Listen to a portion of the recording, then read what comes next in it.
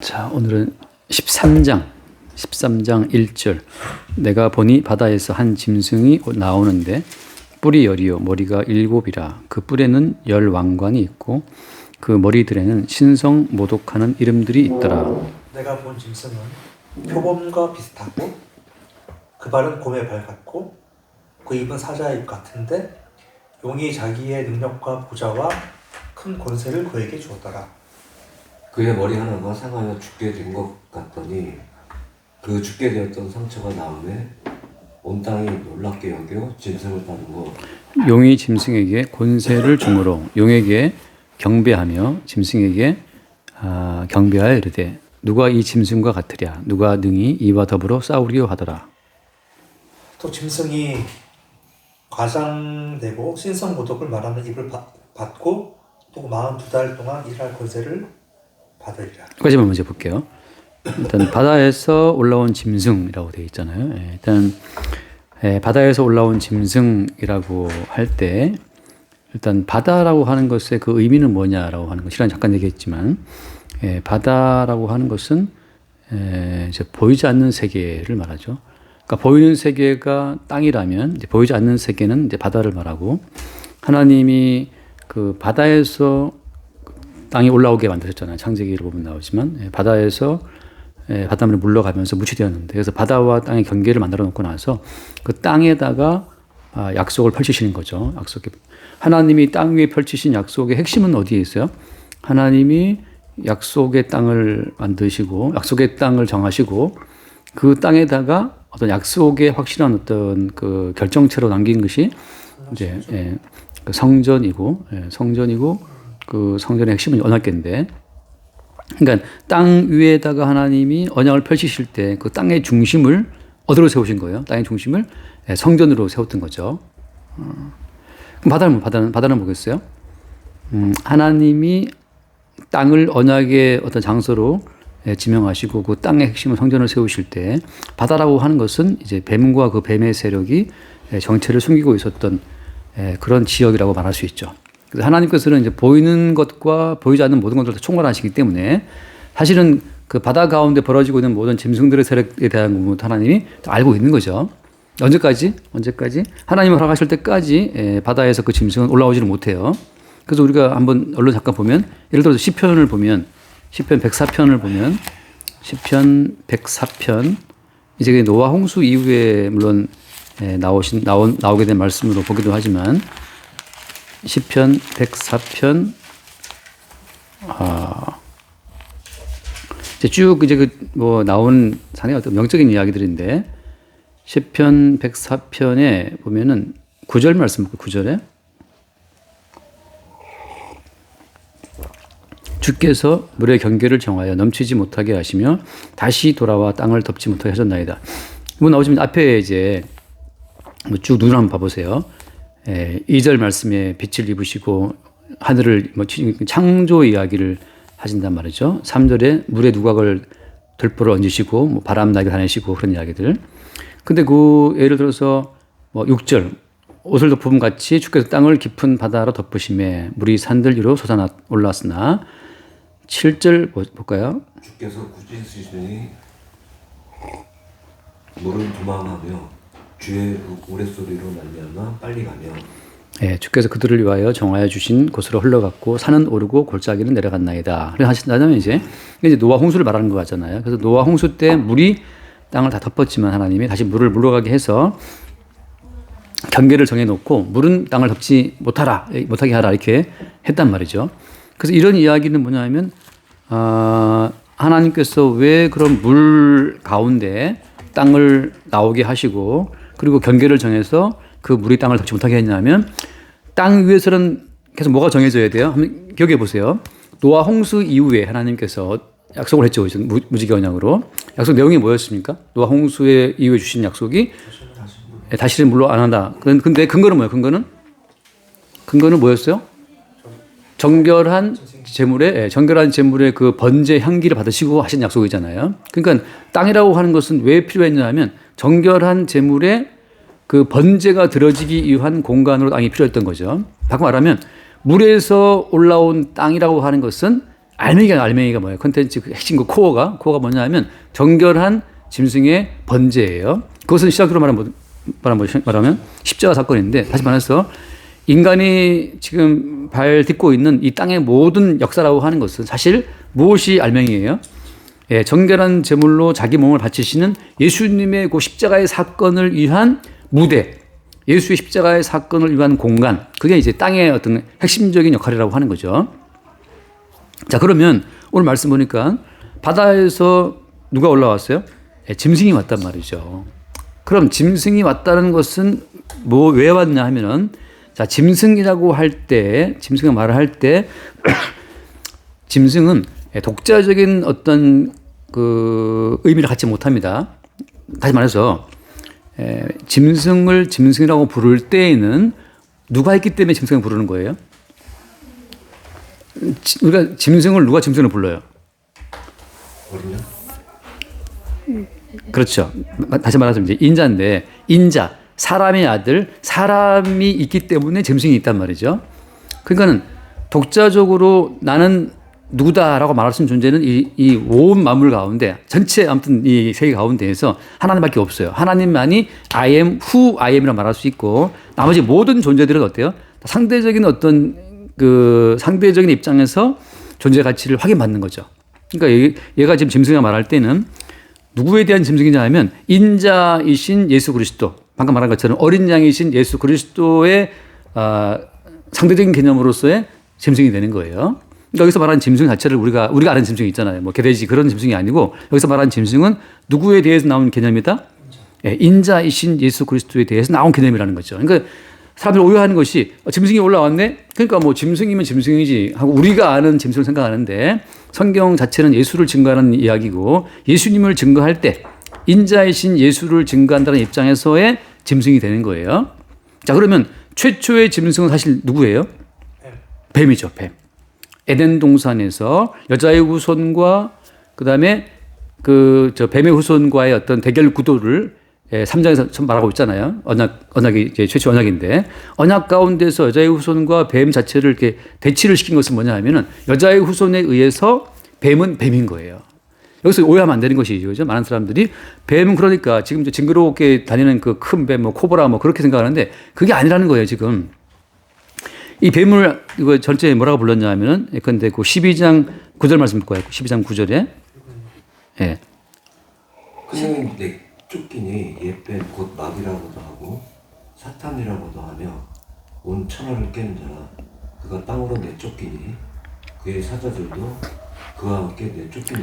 자, 그러니까 큰 용, 그다음에 옛뱀, 그다음에 마귀, 사탄 이렇게 말할 때는 다 모든 용어가 뭐냐 하면 다 어린 양이신 또 인자이신 예수 그리스도에 대항해서 나오는 개념으로서의 용어라고 하는 거죠. 그러니까 우리가 생각할 때 뭐 그런 상상 속에 용을 상상하고 뭐 뱀을 상상하고 뭐 그런 것이 아니라 항상 인자이신 예수 그리스도에 대치되는 개념으로서의 용이고 뱀이고 사탄이고 마귀라고 하는 거예요. 그래서 다양한 용어가 나오는 거예요. 예수 그리스도의 어떤 모습이 복음서에서 다양하게 나오는 것처럼. 자, 그러면 우리가 알다시피 창세기에서는 그 여자의 후손으로 나타나게 된 예수 그리스도와 뱀과의 그 어떤 그 대치 언약 상태를 말할 때, 최초로 예컨대 그 뱀이 장악한 것은 뭐였어요? 뱀이 장악한 것은 누구였냐면 아담과 하와였죠, 그죠? 그러니까 뱀이 장악한 것은 사람이었단 말이에요. 자, 똑같이 어때요? 지금 바다에서 짐승이 올라왔다고 말할 때는 이건 왜 올라온 겁니까? 결국 왜 올라온 거예요? 일단은 땅의 핵심이 성전이라고 제가 처음 말씀드렸잖아요. 핵심이 성전인데, 땅이라고 하는 것은 결국 그 성전에서 정결한 제물로 자기를 바치게 될 인자이신 예수 그리스도가 땅이 존재하고 있는 가장 중요한 의미라고 하는 거죠.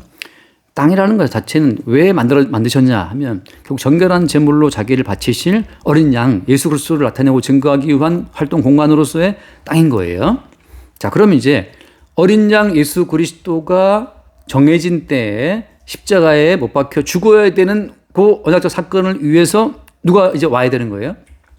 바다에서 짐승이 올라와야 되는 거예요. 자, 그러면 이 짐승은 뭘 말하는 것이냐? 그래서 이 짐승이라고 하는 것이 어린 양 예수 그리스도를 십자가에 못 박아 죽이는 역할을 하게 되는 존재로서의 짐승인 거예요. 이걸 이제 뭐라고 말하냐면 제가 다니엘서를 볼게요. 요 짐승에 잠깐 먼저 보고 거기 보면은 1장 다시 볼게요. 1절 13장 1절에 내가 보니 바다에서 한 짐승이 나오는데 뿔이 열이요 머리가 7이라 그 뿔에는 10왕관이 있고 그 머리들에는 신성모독하는 이름들이 있더라. 계속 말하겠지만 이제 뿔은 이제 권세를 말하는데 열이라는 것은 어때요? 인간 세계에서의 완벽한 권세예요. 손가락 10개, 발가락 10개인데 아무튼 인간의 행위로 할 수 있는 모든 권세의 완성체로서 뿔을 말하고 있는 거예요. 그러니까 사람의 손과 발, 다시 말하면 사람의 행위로 이룰 수 있는 최고의 권세가 그게 뿔인데 그 모든 인간 행함으로 만들어낼 수 있는 그 모든 권세의 정점에 뭐가 있는 거예요? 짐승이 있는 거예요. 그 다음에 머리는 7이다. 7이라고 말할 때는 어때? 창조 세계가 7일 만에 완성되는데 머리가 7이라고 하는 것은 뭘 말하냐 하면 하나님 창조하신 이 창조 세계, 역사의 세계 가운데에서는 역사의 전 세계 가운데에서 항상 머리 역할을 한다는 거예요. 자, 역사가 흘러갈 때, 그러니까 이제 정해진 시간인데 정해진 역사의 그 범위 내에서는 항상 어때요? 이 짐승이 머리 역할을 하고 있다는 거예요. 그러니까 조선시대든 고려시대든 지금 뭐 현재 21세기든 22세기든 간에 항상 짐승이 머리 역할을 하고 있다는 것은 그 시대를 관장하고 시대를 관통하는 그 모든 큰 핵심은 어때요? 이 짐승이 주도하고 있는 거예요. 그러니까 시대의 관념, 시대의 담론, 시대의 가치 이 모든 것은 다 사실은 짐승이 주도합니다. 그러니까 뭐 예를 들어 지금 뭐 페미니즘이 어떻게 되어 있다, 뭐 동성애가 어떻게 되어 있다, 그 다 뭐예요? 짐승이 주도한다고 하는 거죠. 막스가 또 공산주의로 유럽을 휩쓸었을 때 마찬가지예요. 그 모든 가치라는 것 자체는 다 7머리를 가진 짐승에 의해서 주도가 되는 건데, 자, 거기 또 뭐가 있냐면 그 뿔에 뭐가 있어? 뿔에 왕관이 있다. 결국은 다 그 시대마다 그 권세가 다 이긴다는 거죠. 바꿔 말하면 로마 시대는 로마가 왕관을 쓴 승자예요. 헬라 시대에는 그리스가 왕관을 쓴 승자인 거고, 지금은 그 트럼프 취임했지만 지금은 자본주의와 자유시장 경제를 말하고 있는 자유민주주의를 말하고 있는 미국이 지금 왕관을 쓰고 있는 거죠. 그렇게 각 시대마다 그러니까 창조 이후에 전 역사를 걸쳐서 이 짐승이 머리 역할을 하고 있다는 걸 말해주는 거예요. 바꿔 말하면 인류의 모든 역사라고 하는 것은 결국 누구를 대항하는 어린 양, 인자의 나라를 대항하는 짐승의 세력이 쭉 주도하고 있다는 걸 말해주고 있는 겁니다. 역사의 시대 가운데 어느 한 시대도 인자의 나라를 대항하지 않는 나라는 있다 없다? 이게 없다는 거죠. 이것도 말하면 또 길어지니까. 근데 그 뒤에 뭐가 있냐. 그 이름들, 머리들은 뭐가 되어 있다? 그 머리들에는 신성 모독하는 이름들이 있다는 거죠. 결국은 이제 하나님을 대항하는 어떤 그 가치로 이 모든 나라들이 서 있다는 거예요. 결국은 무슨 말이겠어요, 결국은? 이 국가라고 하는 것이 전에 말했다시피 우리가 태양을 움직입니까? 국가가 달을 움직입니까? 국가가 하늘의 별들을 움직입니까? 아무도 못해요. 국가가 산소를 만들어냅니까? 산소를? 아니에요. 국가가 우리 인간에 필요한 뭐 농작물을 생산해냅니까? 아무것도 아니거든요. 그런데 어때요? 국가가 전체인 것처럼 모든 인간들을 지금 장악하고 있어요. 그게 이제 아이러니인 거죠. 사실 국가가 할 수 있는 것은 아무것도 없는데도 불구하고 모든 사람들이 국가에 복종을 해. 이 신성 모독하는 이름들, 다시 말하면 국가의 이름으로 다 주어지는 것처럼 사기를 치고 있는 거죠. 그래서 그 뒤에 2절 말씀 보면 내가 본 짐승은 표범과 비슷하고 그 발은 곰의 발 같고 그 입은 사자입 같은데 용이 자기의 능력과 보좌와 큰 권세를 그에게 주었더라. 자, 여기서 지금 그 짐승은 어때? 짐승은 단일체입니까? 아니면 몇 마리입니까? 표범과 비슷하잖아요. 그죠? 또 그 발은 어때요? 곰발 딱 같고 또 입은 사자 입 같고. 그러니까 지금 이 짐승은 단일체로 나와 있어요? 아니면 여러 개예요? 여러 개인가요? 일단 하나죠. 그죠? 하나인데 그 모습이 표범 같기도 하고 발은 곰 같고 입은 사자 같고 이렇게 여러 모양이 있단 말이죠. 그래서 이 영어로 보면 그냥 비스트 한 짐승이란 말이에요. 자, 그 짐승은 이거 하나예요. 다시 말해서 창조 이후에 역사를 쭉 진행하면서 무수한 나라들이 있지만 어때요? 그 모든 나라는 그냥 비스트 한 짐승이라고 하는 것으로 그냥 한 나라야, 한 나라. 형태는 다양하지만 국가가 조선이든 고려든 뭐 신라시대든 대한민국은 간에 그냥 하나라는 거죠. 어떤 점에서 하나님 나라를 인자의 나라를 대항한다는 점에서는 하나라고 하는 거예요. 신성 모독한다. 하나님의 모든 가치를 훼손한다는 점에서는 똑같다는 거죠. 그래서 이걸 어떻게 나와 있냐면 다니엘서를 볼게요. 이렇게 말하는 근거는 뭐냐? 다니엘서 7장을 보면 다니엘서 7장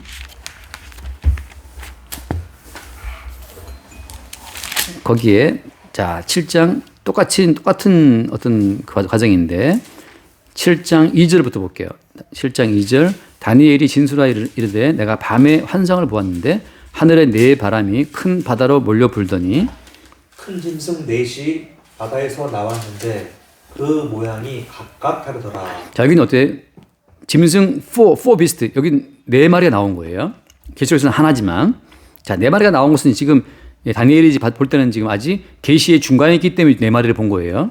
근데 이제 요한계시록에서는 전체를 아우르기 때문에 하나인데 여기 보니까 첫째 모양은 자 얘들은 어디서 나왔어요?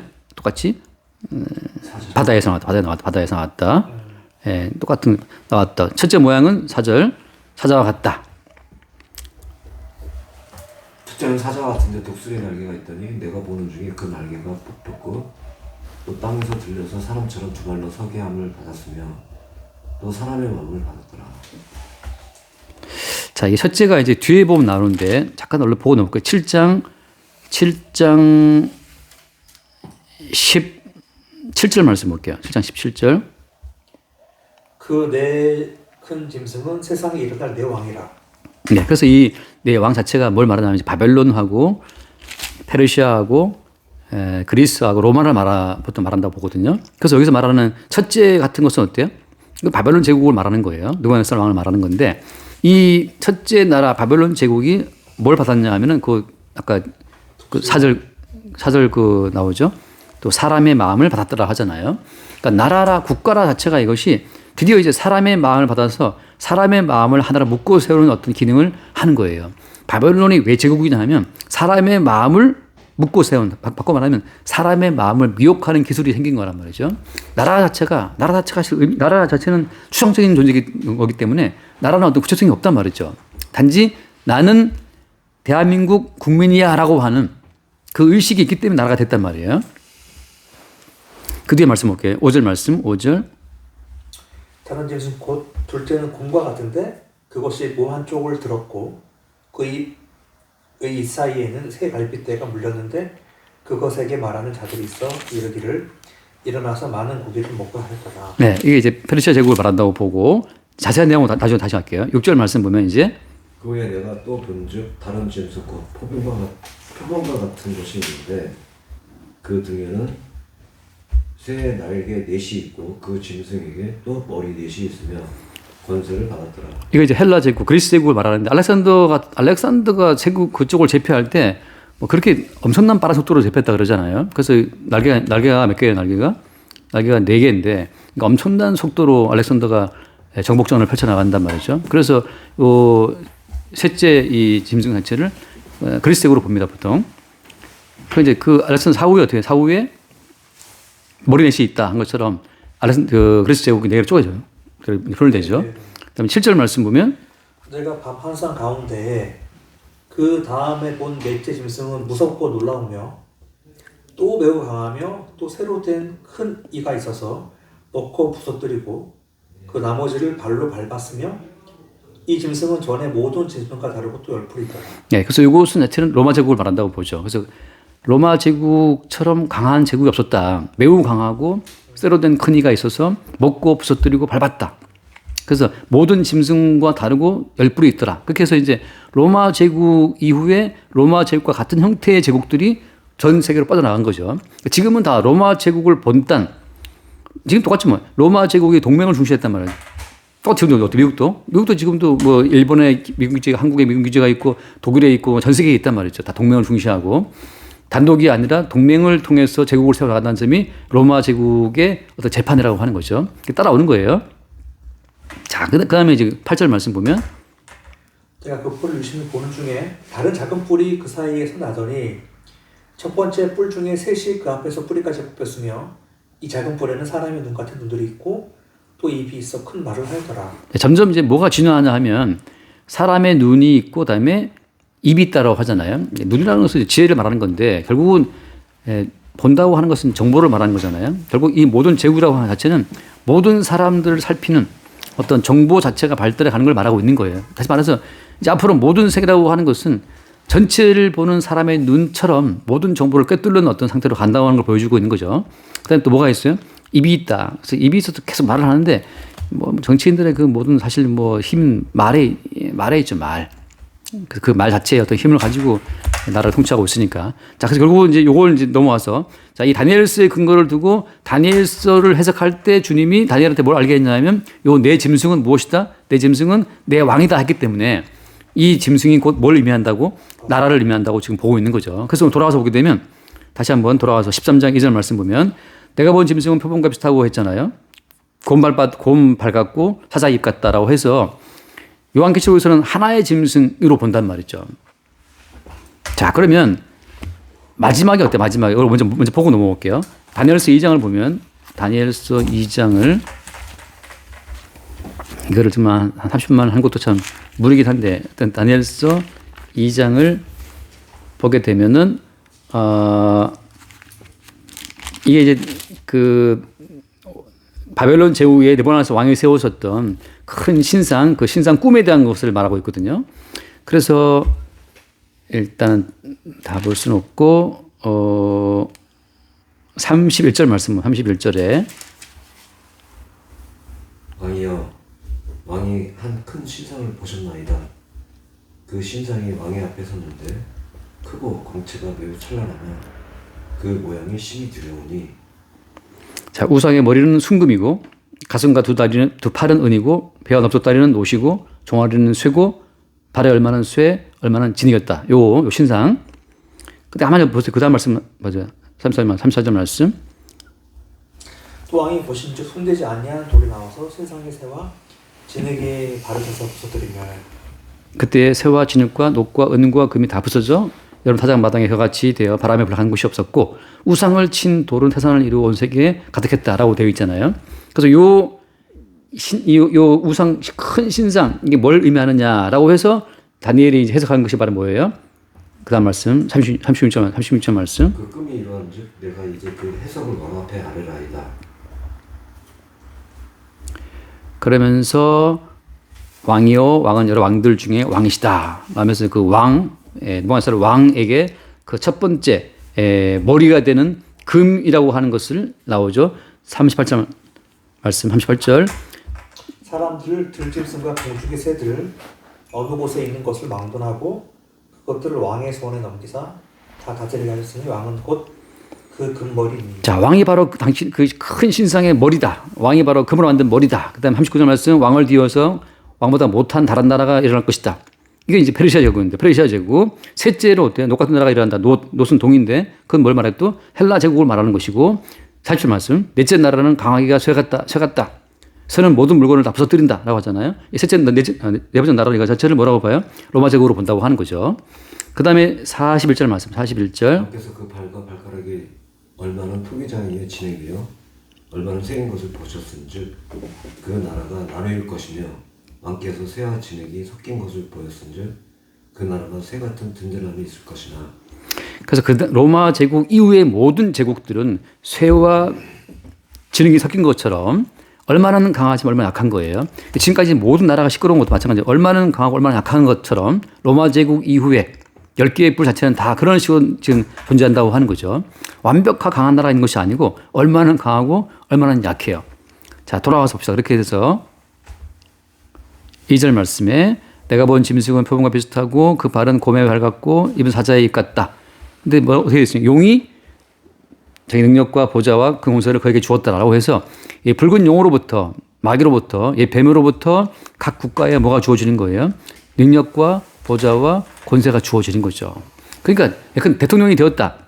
대통령이 될 만한 정보력, 그 눈과 대통령이 될 만한 그 큰 말한 입과 그건 다 어때요? 그 모든 건 다 용으로부터 주어지는 능력과 보좌와 권세라고 하는 거죠. 용이 주는 능력과 보좌와 권세가 없이는 그 나라의 머리 역할을 할 수가 없는 거예요. 그 뒤에 말씀 뭐예요? 3절 말씀. 그의 머리 하나가 상하여 죽게 된 것 같으니 그 죽게 되었던 상처가 다음에 온 땅이 놀랍게 여겨 짐승을 따르고. 자, 여기서 그 머리, 그러니까 그 짐승의 머리 역할을 하고 있는 자, 지금 계시록에서 지금 하나의 짐승으로 나와 있지만 어때? 전체 이것이 뭘 말한다? 온 세상의 전 모든 나라를 다 말한다고 하잖아요, 지금. 자, 거기에서 머리는 누구냐? 머리는 거기에서 머리 역할을 하는 뭐 그 짐승의 머리 역할을 하는 그 모든 어떤 인간들은 반드시 어때요? 죽게 된 것 같다니 어떻게 됐다? 상처가 남에 다 놀랍게 여겼다 하잖아요. 그러니까 모든 예컨대 대통령들 모든 간에 다 무조건 사람들이 따르고 있는 뭐 존재는 죽은 것 같은 상황에 들어갔다가 나온 자들이에요. 바꿔 말하면 고난이 없이 리더가 될 수는 없어요, 이 땅에서는. 그 트럼프 같은 경우 지금 다시 돌아왔잖아요. 4년 동안 또 돌다가 온갖 무슨 재판 몇 개 걸렸죠. 뭐 하다가 이제 돌아왔단 말이에요. 그런 것처럼 그 거의 죽게 된 것 같은데 살아 돌아왔을 때 어때요? 군중들은 거기에 열광하고 짐승을 따라요. 왜 이게 지금 제가 포인트 이건데 왜 그런 지도자가 바꿔 말하면 왜 용이 능력과 보좌와 권세를 줄 때 그냥 주는 것이 아니고 기가 막히게 막 거의 상하여 죽게 된 것 같은 상황에 집어넣었다가 그 죽게 된 상처에서 그걸 나오게 하냐? 뭐 때문이에요? 사람들이 그런 사람을 따르는 거예요. 왜 따라요? 저 사람에게는 뭔가가 있다는 거죠. 카리스마가. 왜 사람들이 그걸 좋아하는 거예요? 바꿔 말하면 모든 인간들이 죽음을 두려워합니다. 다 죽음과 실패를 두려워하는데 저 사람은 그 실패와 그 죽음까지 갔다가 살아나왔단 말이죠. 내가 못했는데 나는 죽음이 두렵고 실패가 두려운데 저 사람은 그 죽음과 실패를 딛고 나왔어라고 함으로 말미암아 자기 욕망을 투사해서 자기 욕망을 대리해서 그런 지도자를 사람들이 따르는 거예요. 그 배후에 뭐가 있어요? 그 배후에 용이 있단 말이죠. 근데 용은 모든 인간을 뭐라고 압박하는 겁니까? 용은 모든 인간을 죽기를 무서워함으로 두려워하는 공포로 몰아붙이는 거예요. 먹고 사는 문제, 능력의 문제, 명예의 문제, 권세의 문제. 이러다가 너 실패한다. 이러다가 너 망한다. 이러다가 수치를 당한다. 죽는다라고 하는 그 죽기를 무서워하는 공포로 용이 온 세상을 통제하기 때문에 당연히 어때요? 이 나라 가운데에서는 그 죽기를 무서워하는 그 두려워하는 마음 속에 빠져 있는 상태에서 누군가가 죽음 공포에서 이겨 나왔다고 할 때 그 사람에게 우리는 기대를 거는 거예요. 지금 윤석열 대통령도 뭐 옛날에는 뭐 언제 했습니까? 좌천돼가지고 어디 지방에 왔잖아요. 그러다가 그 청문회 때 뭐 사람에게 충성 안 한다고 그것 때문에 붕 뜬 거잖아요. 그렇게 좌천되고 막 지방에 굴러다니다가도 결국 사표 안 내고 버티고 있다가 청문회 나와가지고 사람에게 안 충성한다는 그것 때문에 이제 떴는데 그런 것처럼 사람들은 어디에 열광하냐 하면 상처를 입고 죽은 상태에서 나왔을 때 따른다고 하는 거죠. 그래서 뭘 줘요? 그 다음에 용이 짐승에게 권세를 주므로 어떻게 된다? 용에게 경배하고 그다음에 짐승에게 경배하여 이르되 지금 예컨대 윤석열이를 지지하는 사람들이 뭐 서부 지법을 때려 부쉈다 뭐 시끄럽잖아요, 그죠? 그만큼 어때요? 또 어떤 사람이 분신했다면서요. 대통령 지지하는 사람 중에 한 사람이 왜 따르는 거예요? 이미 그 짐승의 머리 역할을 하고 있는 거예요. 트럼프를 왜 따라요? 지금 트럼프가 되자마자 그 자기를 위해서 어디입니까? 미국 의회에 난입했던 사람들을 다 사면했더라고, 사면. 근데 왜 그 사람들이 자기 감옥 갈 걸 알면서도 불구하고 그 트럼프를 위해서 그 난리를 치는 거예요? 용이 능력과 보좌와 권세를 준 그 짐승의 머리 역할을 하는 모든 사람들은 다 똑같이 어때요? 수없이 많은 그 죽기를 무서워하는 사람들로부터 죽음을 이기고 나왔다라고 하는 그 공포감으로부터 벗어나게 해주는 어떤 대리만족을 줬기 때문에 따라가고 있는 거예요. 저 사람을 따르면 나도 죽음 공포에서 이길 수 있다라는 믿음이 그들에게 주어진 거죠. 근데 그것이 사실은 누굴 경배하는 거예요? 사실은 용을 경배하는 거죠. 그래서 용에게 경배하고 짐승에게 경배하면서 이르되 누가 이 짐승과 같으랴? 누가 윤석열 대통령처럼 이 훌륭한 사람이 있느냐? 누가 트럼프 대통령 이게 결국 사람을 위하는 거란 말이죠. 그게 바로 뭐 하는 거예요? 결국 용을 따라가고 있는 거예요. 자, 이런 걸 통해서 어떻게 된다는 걸 통해서 자, 아까 제가 처음에 말씀드렸죠. 바다에서 짐승이 올라올 때는 마지막 타겟은 어디 타겟은 십자가예요. 성전을 무너뜨리는 거란 말이죠. 구약으로 말하면. 그래서 어때요? 바벨론 제국이 어떻게 해요? 바벨론 제국이 물밀듯이 몰려와서 성전을 허물어 버리죠. 예루살렘을 불태우고 성전을 허물고 성전의 모든 그 도구들을 다 갖고 가버리잖아요. 그런 것처럼 택함 받은 민족 이스라엘, 택함받은 민족 이스라엘의 핵심이었던 성전이 이방 민족에 의해서 불탔다, 망했다라고 하는 거. 그 이번에 뭘 보여주는 거예요? 마지막 시간 보게 되면 이방 민족의 대표였던 로마 제국에 의해서 성전의 실체이신 예수 그리스도가 죽임을 당했다고 하는 거죠. 그러니까 구약에는 그 짐승의 머리에 해당되는 바벨론 제국에 의해서 택함받은 이스라엘 민족과 성전이 완전 박살났다면 어때요?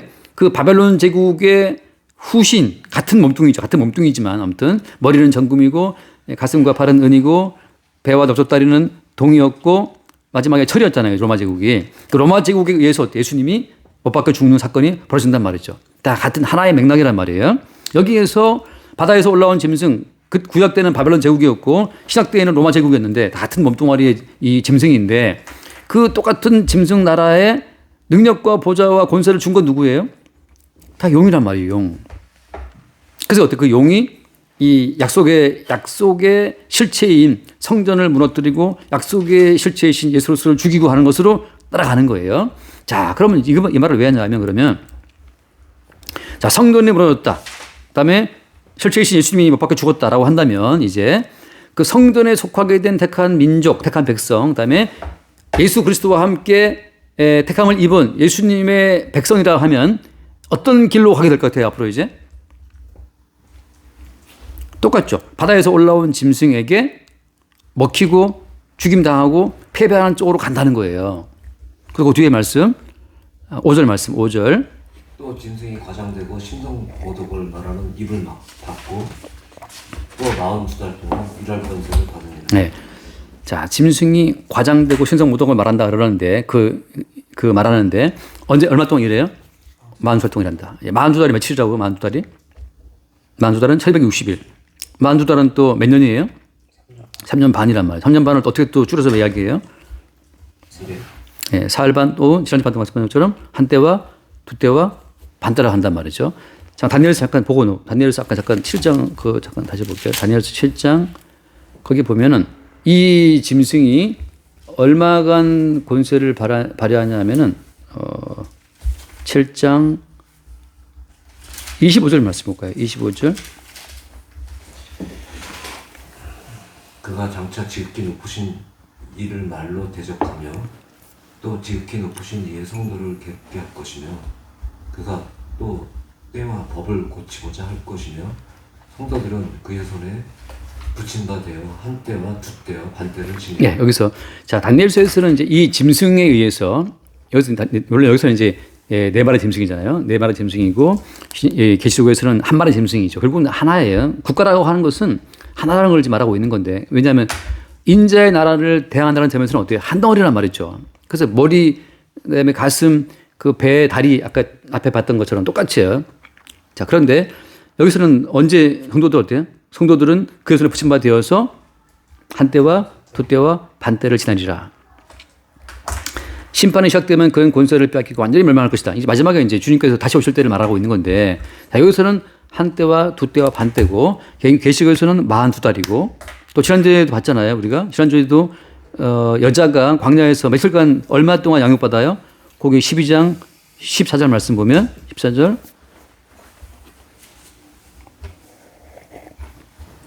계시록 여자가 한 때와 두 때와 반 때라고 한단 말이죠. 자, 그러면 이제 한 때와 두 때와 반 때를 제가 지난주에는 개인에 대해 적용을 해서 한 때라는 것은 어떤 독자적인 나의 개인으로 살아갈 때를 말하는 거고, 그렇죠. 한 어떤 인격체로 내가 살아가는데 두 때는 알고 봤더니면 내가 아니고 나와 함께 주님이 살고 있었네. 혹은 그 변화받기 이전에 저 바울이 무슨 말을 해요?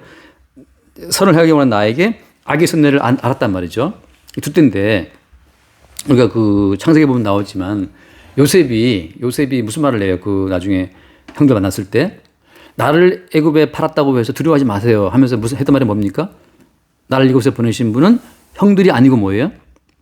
하나님이다. 자, 그게 두 때예요. 형들의 시간, 요셉의 시간을 볼 때는 지금 형들이 요셉을 팔아먹은 거야. 형들은 요셉을 팔아먹고 요셉 팔려고 그것이 하나의 시간이었다면 그 어때? 그 이면에 하나님께서 그 모든 걸 통치해서 요셉을 미리 보냈다고 하는 거죠. 그러니까 인간의 때 배후에 하나님 때가 흘러가고 있는 거죠. 그걸 아는 게 두 때란 말이죠. 마지막에 또 어때요? 반때. 반때라고 하는 것은 앞으로도 주님께서 주님의 목적을 따라 우리 인생을 끌고 간다는 것 자체가 드러나는 그 시간대. 그러니까 주님이 역사할 때에는 왜 그런지 기쁘고 즐겁고 막 담대하고 아무 문제가 없어. 아무 문제가 없어요. 하나도 안 남아. 그런데 그런 담대하고 기쁘고 평안한 때를 우리가 인위적으로 소유할 수 있다 없다? 소유할 수가 없는 거죠. 또 잠깐 좋았는데 또 그냥 열받고 화나고 막 짜증나고 한단 말이죠. 그게 반대예요. 인간의 역사로 끌고 내려올 수 없는 게 그게 반대인데 그 반대는 어디서 오는 거서? 반대는 성령으로 바꿔 말하면 계시의 세계에서 주어지는 거란 말이죠. 계시의 세계에서 성령으로 말미암아 반대 역사할 때 그때 우리는 근데 베드로가 그 반대의 계시의 때에 붙잡히는 거 어때요? 주는 그리스도시요 막 고백하고 그다음에 또 안진뱅이 막 고치고 한단 말이죠. 근데 그 반대의 시간에 붙잡히지 않고 한때를 보낼 때 어떻게 돼? 식사하다가 이방인 식사하다가 유대인 때문에 도망간단 말이죠. 그런 것처럼 한 성도가 영향받을 때 이 한때와 두때와 반때 자체에 하나님이 우정하는 시간을 알게 되면 성도는 자기 자신한테 매여 안 매여요? 이게 안 매이는 거예요. 이게 매이지 않아야 어떻게? 매이지 않아야 짐승의 권세로부터 자유를 얻게 돼요. 무슨 말인 말이면 그 뒤에 한번 말씀 볼게요. 그래서 내가 무슨 말 하다 이거 들어왔지? 그러니까 만수절 동안 이들이 일할 때에는 여기서 빠져나갈 자가 아무도 없어요. 그리고 뒤에 6절 말씀 5절까지만 봐야겠다 오늘은. 근데 그래서 자 한때와 두때와 반때라고 할 때는 이곳은 이제 계시의 시간 자체를 앞쪽에서 표현한 거기 때문에 성도는 어때? 성도는 100년을 산다 하더라도 요 한때와 두때와 반때의 요 계시적인 시간 속에 들어있는 겁니다. 그러니까 아까도 방금 말했지만 요셉도 팔려갔다가 주님 하나님의 시간의 흐름을 나중에 보게 됐던 것처럼 또 어때요? 그 베드로 같은 경우에도 주님을 고백했다가 또 어때요?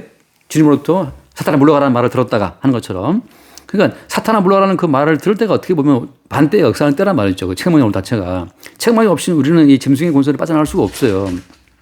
그래서 한번 읽고만 넘어볼게요. 거기 읽고만 넘어오면은 그 8절 말씀 보면 본문에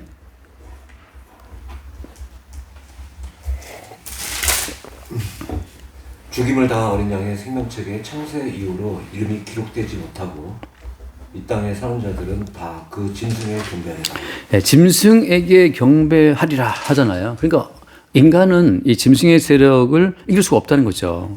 그러니까 베드로 같은 경우에 3번 부인하잖아요. 왜 부인했냐면은 결국은 이 짐승의 권세죠. 짐승의 권세, 그것도 심지어 하부 권세죠. 하부 권세만 해도 베드로로 하여금 예수를 3번 부인하게 만드는 힘이 있어요. 그러니까 그 계집종 앞에서 베드로가 벌벌 떨면서 3번 예수를 부인했는데 그러기 때문에 어때요? 어떤 인간도 한때를 사는 인간으로서는 여기 생명책의 창세 이후로 이름이 안 된 사람들은 다 경배한단 말이죠. 자, 이걸 이제 다음 공부할 때 말하겠지만 그래서 오늘 이야기는 지금 바다에서 올라온 짐승, 바꿔 말하면 어때요? 이것이 모든 국가의 세력이죠. 네, 국가 자체가 이제 뭘 삼킨다? 약속의 땅에 존재하는 성전을 삼킨다고 하는 거. 그것의 실체가 임신왕에서 예수를 통해서 이루어졌다고 하는 거. 따라서 어때요? 오늘날 성도와 역사를 살아갈 때 수시로 어때요? 바다에서 올라온 짐승, 국가의 세력에 의해서 국가가 만들어 놓았던 그 모든 법과 제도와 가치에 의해서 오늘 성도가 늘 휘둘리게 된다는 것을 보여주고 있는 거예요. 그러니까 늘 깨지는 거예요. 성전이 무너지듯 십자가에 예수님이 죽듯 우리도 매일 죽는단 말이죠. 근데 어때? 그 죽음 속에 뭐가 있어요? 죽음 속에 하나님이 준비해 놓으신 새로운 생명이 있는 거예요. 하나만 읽고 마칠게요. 요나서를 잠깐 봅시다. 요나서를. 지금 바다에서 왔기 때문에 짐승이 바다에서 올라왔는데 사실은 이 바다에서 오는 짐승이 다 먹히는데 하나님 그 뒤에 뭘 숨겨놨어요. 요나서 1장 17절 말씀. 1장 17절.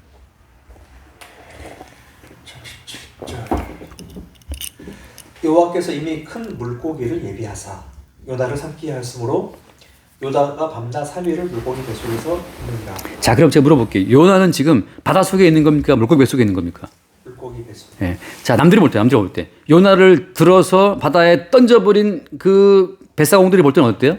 요나는 지금 어디 있는 거예요? 바다 속에 있죠. 자, 요나는 남들이 볼 때는 바다 속에 있지만 요나는 지금 어디 있는 거예요? 사실은 하나님이 예비하신 물고기 뱃속에 있잖아요. 자, 이 바다에서 올라온 짐승에 의해서 모든 성도는 저 성전이 깨지고 택한 백성이 다 끌려가듯이 바벨론 제국에 의해서 성전은 무너지고 예루살렘은 불타고 다 포로 끌려가는데 포로로 끌려갔던 그 언약 백성들은 사실 지금 어디 속에 있는 거예요?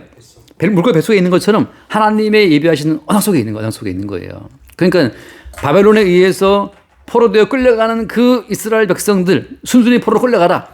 포로 끌려간 그 백성들은 어디 속에 있다? 언약 속에 있다. 언약 속에.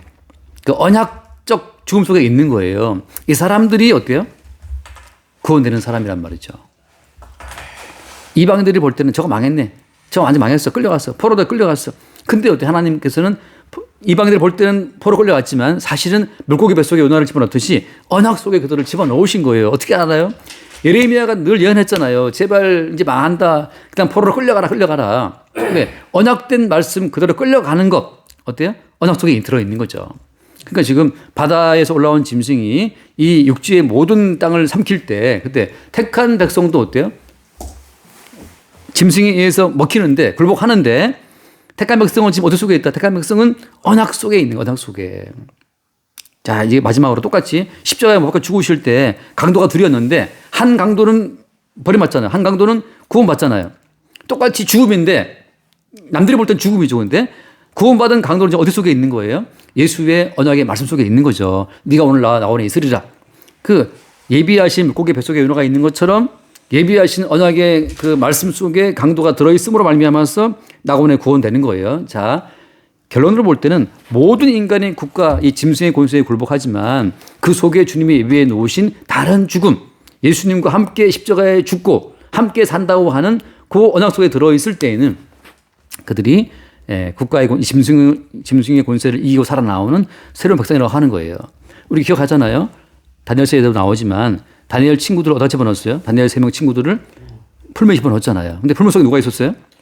인자 같은 이가 인자가 오기 기다리고 있단 말이죠. 그러니까 인자는 예수님은 죽음 속에서 기다리고 있단 말이죠. 우리를. 그런데 남들이 볼 때는 저거 죽었네. 남들이 볼 때는 망하고 실패했고 뭐 창피당하고 죽었는데 그 죽음 속에 뭐가 있다? 죽음 속에 하나님이 예비하신 언약적 생명이 들어있더라는 거죠. 그러니까 이게 참 주님의 모락이에요. 그렇게 지금 바다에서 올라온 짐승은 약속의 땅을 휩쓸었지만 그 가운데 주님의 숨겨둔 구원이 들어있더라는 거죠. 이걸 뭐라고 주님이 표현해요? 하나만 읽고 마태복음 12장에서 주님이 뭐라고 표현합니까? 다 외우죠. 마태복음 12장에서 사람 악하고 음란한 세대가 뭘 구한다? 악하고 음란한 세대가 표적을 구한단 말이죠. 다 그들은 어때요? 짐승의 나라에서 실패하지 않고 먹고 살고 살아남기 위해서 표적을 구한다고. 그게 뭐예요? 악하고 음란한 세대란 말이죠. 그러니까 그냥 에서 같은 경우도 파종한 것 때문에 자기의 명분을 팔잖아요. 택한 백성들이 먹고 사는 문제 때문에 복음만 막 그냥 팔아버려요. 주님 하신 말씀이 악하고 음란한 세대 표적 구하는데 나는 뭘 나한테 보여준다? 내가 요나의 표적. 요나의 표적은 어떤 거였어요? 남들이 볼 땐 죽는 거였지만 그 죽음 속에 뭐가 있더라? 그 죽음 속에 하나님이 주면 다른 물고기, 다른 언약, 다른 생명이 들어있더라는 거죠. 죽음을 이기는 생명이 그 죽음 속에 들어있었던 거예요.